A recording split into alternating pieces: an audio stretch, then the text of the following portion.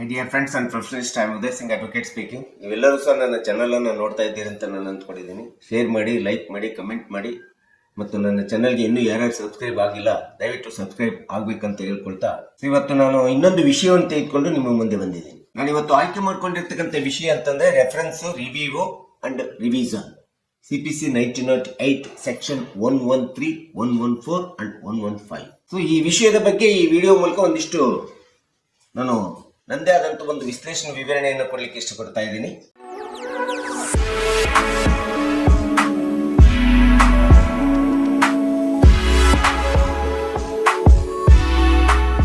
So CPC 1908 ಅಡಿ ಒಳಗಡೆ ಯಾವುದೇ ಒಂದು ಸಿವಿಲ್ ದಾವೆಯನ್ನ ನ್ಯಾಯಾಲಯಗಳಲ್ಲಿ ಹಾಕಿದಂತ ಸಂದರ್ಭದೊಳಗಡೆ ನ್ಯಾಯಾಲಯ ತನ್ನದೇ ಆದಂತೆ ನ್ಯಾಯಾಂಗೀಯ ನಿರ್ಣಯವನ್ನು ಕೊಡಬೇಕಾದ್ರೆ ಈ ಒಂದು 3 ಪರಿಕಲ್ಪನೆಗಳು, ವಿಚಾರಗಳು ತುಂಬಾ ಅವಶ್ಯಕತೆ ಆಗಿದಾವೆ. ಅವುಗಳಂದ್ರೆ ರೆಫರೆನ್ಸ್ ಇರ್ಬೋದು, ರಿವ್ಯೂ ಇರ್ಬೋದು, ರಿವಿಷನ್ ಇರ್ಬೋದು.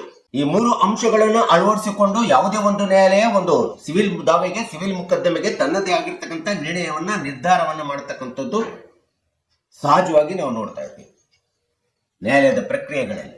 ರಿವ್ಯೂ ಅಂದ್ರೆ ಪುನರ್ ಪರಿಶೀಲನೆ, ರೆಫರೆನ್ಸ್ ಅಂತಂದ್ರೆ ಹೈಕೋರ್ಟಿಗೆ ರೆಫರ್ ಮಾಡತಕ್ಕಂಥದ್ದು ಇರ್ಬೋದು, ಮತ್ತು ರಿವಿಷನ್ ಅಂತಂದ್ರೆ ಪುನರ್ ಮನನ ಮಾಡ್ಕೊಳ್ಳತಕ್ಕಂಥದ್ದು. ಸೊ ಮಾನ್ಯ ನ್ಯಾಯಾಲಯ ಮತ್ತು ನ್ಯಾಯಾಧೀಶರುಗಳು ಈ 3 ಅತಿ ಪ್ರಮುಖವಾದಂತಹ ಅಂಶಗಳನ್ನ ಯಾವುದೇ ಒಂದು ಸಿವಿಲ್ ದಾವೆ ಒಳಗಡೆ, ವ್ಯಾಜ್ಯದೊಳಗಡೆ ಒಂದು ನ್ಯಾಯವನ್ನ, ನಿರ್ಣಯವನ್ನ, ತೀರ್ಪನ್ನ ಕೊಡಬೇಕಾದ್ರೆ, ಜಡ್ಜ್ಮೆಂಟ್ ಅನ್ನ ಕೊಡಬೇಕಾದ್ರೆ, ಆರ್ಡರ್ ಅನ್ನ ಮಾಡಬೇಕಾದ್ರೆ ಈ 3 ಅಂಶಗಳನ್ನು ಬಹಳ ಅವಶ್ಯಕವಾಗಿ ಅಳವಡಿಸಿಕೊಳ್ಳಲಾಗ್ತದೆ.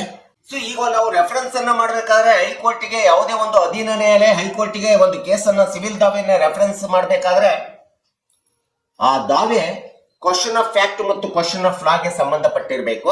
ಸೊ ಕ್ವಶನ್ ಆಫ್ ಲಾ ಬಗ್ಗೆ ಪ್ರಶ್ನೆ ಉದ್ಭವಿಸಿದಂತ ಸಂದರ್ಭದಲ್ಲಿ ಮಾತ್ರ ಅಧೀನ ನ್ಯಾಯಾಲಯಗಳು ಹೈಕೋರ್ಟ್ಗೆ ಯಾವುದೇ ಒಂದು ಸಿವಿಲ್ ದಾವೆಯನ್ನ ರೆಫರೆನ್ಸ್ ಮಾಡ್ತವೆ.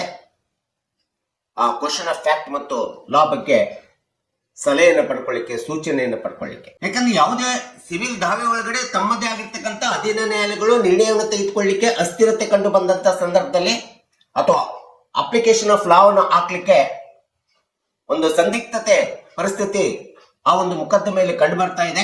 ಸೊ ಈ ರೀತಿ ಯಾವುದೇ ಕಾನೂನು ಕಾಯ್ದೆಯನ್ನ ಹಾಕಿ ನ್ಯಾಯವನ್ನು ಕೊಡ್ಲಿಕ್ಕೆ, ತೀರ್ಪನ್ನ ಕೊಡ್ಲಿಕ್ಕೆ ತುಂಬಾ ಸಂದಿಗ್ಧ ಪರಿಸ್ಥಿತಿ ನಿರ್ಮಾಣ ಆಗ್ತದೆ ಅಂತೇಳಿ ಕಂಡು ಬಂದಂತ ಸಂದರ್ಭದಲ್ಲಿ ಇಂಥ ಒಂದು ದಾವೆಯನ್ನ, ಮೊಕದ್ದಮೆಯನ್ನ, ಕೇಸನ್ನ ಸಹಜವಾಗಿ ಅಧೀನ ನ್ಯಾಯಾಲಯಗಳು ಅಂದ್ರೆ ಜಿಲ್ಲಾ ನ್ಯಾಯಾಲಯ ಇರ್ಬೋದು ಅಥವಾ ಯಾವುದೇ ಸೀನಿಯರ್ ಡಿವಿಷನ್ ಇರ್ಬೋದು, ಇನ್ಯಾವುದೇ ನ್ಯಾಯಾಲಯಗಳಿರ್ಬೋದು, ಇವುಗಳು ಅಂತ ಒಂದು ಮೊಕದ್ದಮೆಯನ್ನು, ಸಿವಿಲ್ ದಾವೆಯನ್ನು ಹೈಕೋರ್ಟಿನ ರೆಫರೆನ್ಸ್ಗೆ ಕಳಿಸತಕ್ಕಂಥದ್ದನ್ನ ನಾವು ನೋಡ್ತಾ ಇದ್ವಿ. ಈ ರೆಫರೆನ್ಸ್ ಎಂಬತಕ್ಕಂಥದ್ದು ತುಂಬಾ ಅವಶ್ಯಕವಾದಂತ ಒಂದು ವಿಷಯ, ವಿಚಾರ ಅಂತೇಳಿ ನಾವು ನೋಡ್ಬೇಕಾಗುತ್ತೆ. ಸೊ ಹೀಗೆ ಅಧೀನ ನ್ಯಾಯಾಲಯ ಹೈಕೋರ್ಟಿಗೆ ರೆಫರೆನ್ಸ್ ಮಾಡಬೇಕಾದ್ರೆ ಒಂದು ದಾವೆಯನ್ನ ಏನೇನು ಪ್ರೊಸೀಜರ್ಸ್ ಗಳನ್ನ ಅನುಸರಿಸಬೇಕಂದ್ರೆ ಮೊಟ್ಟ ಮೊದಲನೇದಾಗಿ ಕ್ವಶನ್ ಆಫ್ ಫ್ಯಾಕ್ಟ್ ಮತ್ತು ಕ್ವಶನ್ ಆಫ್ ಲಾ ಒಳಗಡೆ ಆ ದಾವೆ ಬಂದಿರಬೇಕು, ಸಿವಿಲ್ ದಾವೆ. ಸೊ ಇನ್ನ ಯಾವುದೇ ಒಂದು ಸಿವಿಲ್ ದಾವೆ ಹೈಕೋರ್ಟಿಗೆ ರೆಫರೆನ್ಸ್ ಹೋಗಬೇಕೋ ಬೇಡೋ ಎಂಬತಕ್ಕಂತ ಅಂತಿಮ ನಿರ್ಧಾರವನ್ನು ಮಾಡುವಂತ ಅಧಿಕಾರ ಪ್ರತಿಯೊಂದು ಅಧೀನ ನ್ಯಾಯಾಲಯಗಳಿಗೆ ಇರ್ತಕ್ಕಂಥದ್ದನ್ನ ನಾವು ನೋಡ್ತಾ ಇದ್ದೀವಿ. ಸೊ ಈ ರೀತಿಯ ಒಂದು ಕೇಸನ್ನ ಹೈಕೋರ್ಟಿನ ರೆಫರೆನ್ಸ್ಗೆ ಕಳಿಸಿದಂತ ಸಂದರ್ಭದಲ್ಲಿ ಅಧೀನ ನ್ಯಾಯಾಲಯಗಳು ಕೇಳಿರ್ತಕ್ಕಂಥ ಕ್ವಶನ್ ಆಫ್ ಫ್ಯಾಕ್ಟ್ ಮತ್ತು ಕ್ವಶನ್ ಆಫ್ ಲಾ ಬಗ್ಗೆ ಹೈಕೋರ್ಟ್ ಏನು ತನ್ನ ಸಲಹೆಯನ್ನ, ಸೂಚನೆಯನ್ನ, ಅಭಿಪ್ರಾಯವನ್ನ ಕೊಡ್ತದೆ, ಹೈಕೋರ್ಟ್ ಕೊಟ್ಟಿರ್ತಕ್ಕಂಥ ಸಲಹೆ, ಸೂಚನೆ, ಅಭಿಪ್ರಾಯಗಳಿಗೆ ಅಧೀನ ನ್ಯಾಯಾಲಯಗಳು ಬೈಂಡಿಂಗ್ ಆಗಿರ್ಬೇಕಾಗುತ್ತೆ. ಇದು ತುಂಬಾ ಅವಶ್ಯಕವಾದಂತ ಅಂಶ. ಒಂದು ಸಿವಿಲ್ ಕೇಸು ತುಂಬಾ ಕ್ವಶನ್ ಆಫ್ ಫ್ಯಾಕ್ಟ್ ಮತ್ತು ಕ್ವಶನ್ ಆಫ್ ಲಾದ ಸಂದಿಗ್ಧತೆಗೆ ಇದ್ದಾಗ ಮಾತ್ರ ಹೈಕೋರ್ಟಿಗೆ ರೆಫರ್ ಮಾಡಬೇಕಾಗುತ್ತೆ. ಇದು ಬಹಳ ಪ್ರಮುಖವಾದಂತ ಅಂಶ ಆಗ್ತದೆ. ಮತ್ತು ಯಾವುದೇ ಒಂದು ಕೇಸು ಅಧೀನ ನ್ಯಾಯಾಲಯಗಳ ವಿಶ್ವಾಸಕ್ಕೆ ಒಳಪಡಬೇಕು, ಇದು ಹೈಕೋರ್ಟಿನ ರೆಫರೆನ್ಸ್ಗೆ ಕ್ರೈಟೇರಿಯಾ ಇದೆ ಇಲ್ಲೋ ಎಂಬತಕ್ಕಂಥದ್ದನ್ನ ಸ್ಪಷ್ಟವಾಗಿ ನಿರ್ಣಯ ಮಾಡಬೇಕಾಗುತ್ತೆ. ಆ ನಿರ್ಣಯವನ್ನು, ಅಭಿಪ್ರಾಯವನ್ನ ಮಾಡೋ ನಂತರದಲ್ಲಿ ಹೈಕೋರ್ಟಿಗೆ ರೆಫರೆನ್ಸ್ ಮಾಡಬೇಕಾಗುತ್ತೆ.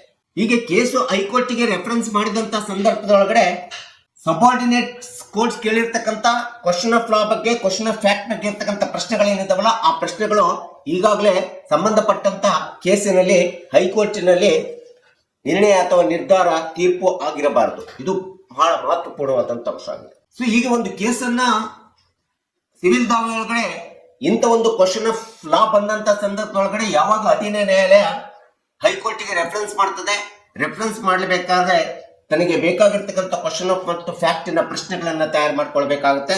ಮತ್ತು ಇಂಥ ಒಂದು ಕ್ವಶನ್ ಆಫ್ ಫ್ಯಾಕ್ಟಿಗೆ ಬೇಕಾದಂತ ತಮ್ಮದೇ ಆದಂತ ಒಂದು ಅಭಿಪ್ರಾಯವನ್ನು, ಹೇಳಿಕೆಯನ್ನು ಸಹ ತಯಾರಿ ಮಾಡ್ಕೊಳ್ಬೇಕಾಗುತ್ತೆ ಅಧೀನ ನ್ಯಾಯಾಲಯಗಳು.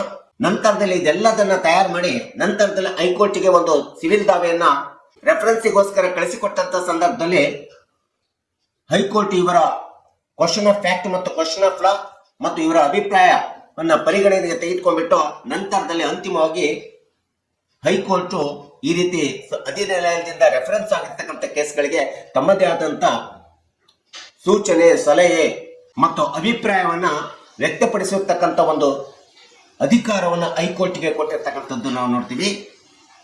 ಹೀಗೆ ಒಂದು ಅಧೀನ ನ್ಯಾಯಾಲಯದೊಳಗಡೆ ಸೆಕ್ಷನ್ 1113 ಪ್ರಕಾರ CPC 1908 ಈ ರೆಫರೆನ್ಸ್ ಎಂಬತಕ್ಕಂಥ ಒಂದು ಅಂಶ ಏನಿದೆ, ಈ ರೆಫರೆನ್ಸ್ ಅಧೀನ ನ್ಯಾಯಾಲಯಗಳು ಒಂದು ಸಿವಿಲ್ ದಾವೆಯ ಸಂದಿಗ್ಧ ಪರಿಸ್ಥಿತಿಯಲ್ಲಿ ತೀರ್ಪನ್ನ ಕೊಡ್ಲಿಕ್ಕೆ ಇದ್ದಂತ ಸಂದರ್ಭದೊಳಗಡೆ, ಸಂದಿಗ್ಧತೆ ಉಂಟಾದಂತ ಸಂದರ್ಭದೊಳಗಡೆ ಅಥವಾ ಅಪ್ಲಿಕೇಶನ್ ಆಫ್ ಲಾವನ್ನ ಹಾಕ್ಲಿಕ್ಕೆ ಅನ್ಸರ್ಟನಿಟಿ ಅಂತೇಳಿ ಕಂಡು ಬಂದಂತ ಸಂದರ್ಭದೊಳಗಡೆ ಇಂಥ ದಾವೆಗಳನ್ನ ಹೈಕೋರ್ಟ್ಗೆ ರೆಫರೆನ್ಸ್ ಮಾಡಿ ಆ ಹೈಕೋರ್ಟಿನ ರೆಫರೆನ್ಸ್ ಮೂಲಕ ಹೈಕೋರ್ಟ್ ಕೊಟ್ಟಿರ್ತಕ್ಕಂಥ ರೆಫರೆನ್ಸ್ ನ ಆಧಾರ ಅನುಸರಿಸಿ ಬೈಂಡಿಂಗ್ ಆಗ್ಬಿಟ್ಟು CPC 1908 ಸೆಕ್ಷನ್ 113 ಪ್ರಕಾರ 113 ಪ್ರಕಾರ ಒಂದು ದಾವೆಗೆ ಅಂತಿಮವಾದಂತ ತೀರ್ಪನ್ನ, ನಿರ್ಣಯವನ್ನ, ನ್ಯಾಯವನ್ನ ಕೊಡುವಂತ ಕೆಲಸವನ್ನ, ಕಾರ್ಯವನ್ನ ಅಧೀನ ನ್ಯಾಯಾಲಯಗಳು ಮಾಡ್ತಕ್ಕಂಥದ್ದನ್ನ ನಾವು ನೋಡ್ತೀವಿ.